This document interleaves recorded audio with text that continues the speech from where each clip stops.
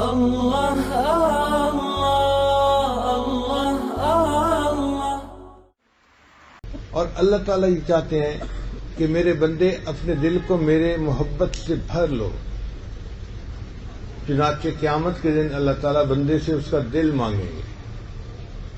اللہ تعالیٰ ارشاد فرماتے ہیں یوم لا ینفع مال ولا بنون، قیامت کے دن نہ مال کام آئے گا نہ بیٹے کام آئیں گے، الا من اتى اللہ بقلب سلیم، جو سنورا ہوا دل آیا وہ دل اسے کام آئے گا۔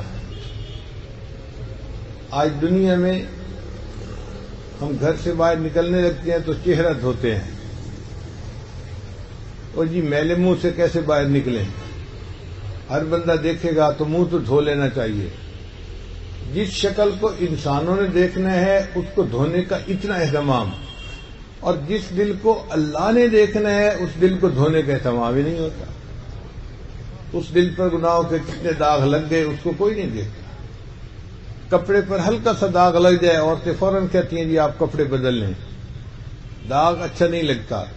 بھئی کپڑے کا داغ اتنا برا نہیں ہوتا، دل کا داغ زیادہ برا ہوتا ہے، اور ہم دل کے داغ پہ دھیان ہی نہیں دیتے۔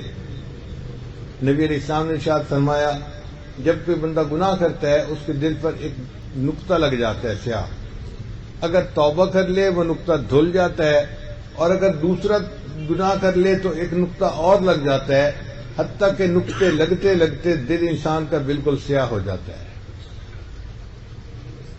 تو ہمیں اپنے دل پر محنت کرنی چاہیے تاکہ یہ دل سنور جائے اور اللہ تعالیٰ اس دل کو قبول فرما لے۔ آپ نے دیکھا ہوگا عورتیں گھر میں روزانہ تقریباً 2 سے 3 گھنٹے صفائی میں لگا دیتی ہیں، کبھی جھاڑو دے رہی ہیں، کبھی ویکیوم کلینر چلا رہی ہیں، کبھی ڈسٹنگ ہو رہی ہے، کبھی کچھ ہو رہا ہے۔ کیوں 2-3 گھنٹے لگاتی ہیں صفائی میں؟ عورت جواب دے گی جی اگر گھر گندا ہوگا تو میرا خامن مجھ سے ناراض ہوگا۔ بھئی اگر دنیا کا گھر گندا ہو تو خامن ناراض ہوتا ہے، اگر انسان کے دل کا گھر گندا ہو تو اللہ تعالیٰ بھی ناراض ہوتے ہیں۔ اللہ چاہتے ہیں میرے بندے تو میرے گھر کو صاف رکھ لے۔ یہ دل اللہ کا گھر ہے، اللہ کا کوٹھا ہے۔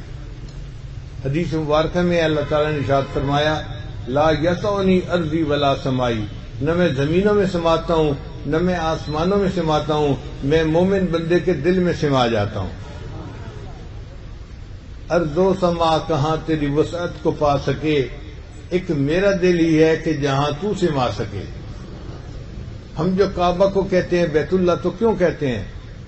معاذ اللہ کوئی اللہ تعالیٰ وہاں رہتے ہیں؟ نہیں نہیں نہیں، بلکہ اللہ تعالیٰ کی تجلیات ذاتیہ وہاں پر وارد ہوتی ہیں، اسی اس کمرے کو بیت اللہ کہہ دیا جاتا ہے۔ اسی طرح جب انسان اپنے دل کو سنوار لیتا ہے تو اللہ تعالیٰ کی تجلیات ذاتیہ بندے کے دل پر وارد ہوتی ہیں۔ یہ دل بھی انسان کا ہوتا ہے مگر اللہ کا گھر بن جاتا ہے۔ اللہ اس دل میں آ جاتے ہیں، اللہ اس دل میں سما جاتے ہیں، سچ کہوں اللہ اس دل میں چھا جاتے ہیں۔ لا الہ الا اللہ، لا الہ الا اللہ، لا الہ الا اللہ، لا الہ الا اللہ، لا الہ